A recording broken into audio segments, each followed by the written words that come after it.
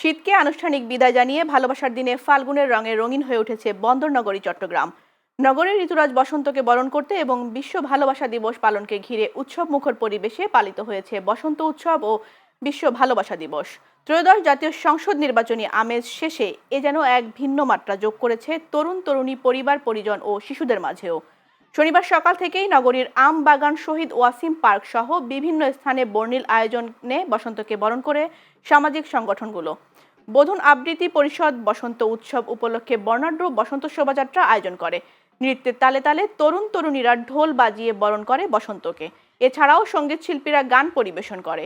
ছিল যন্ত্রসঙ্গীত, আবৃত্তি সহ আরও নানা সাংস্কৃতিক আয়োজন।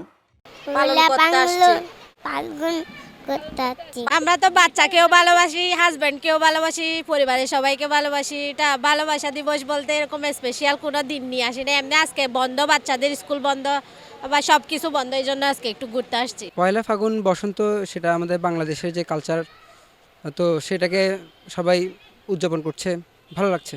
নির্বাচনের পরে আমরা বের হয়ে পরিবারের সাথে বের হয়েছি, আমার আম্মু আছে এখানে, অনেক ভালো লাগছে। এই ঘুরতেছি, ছবি তুলতেছি, এখন ফুচকা খাবো, এখনো তারপরে বাসায় যাবো ঘুরে ফিরে আর একটু।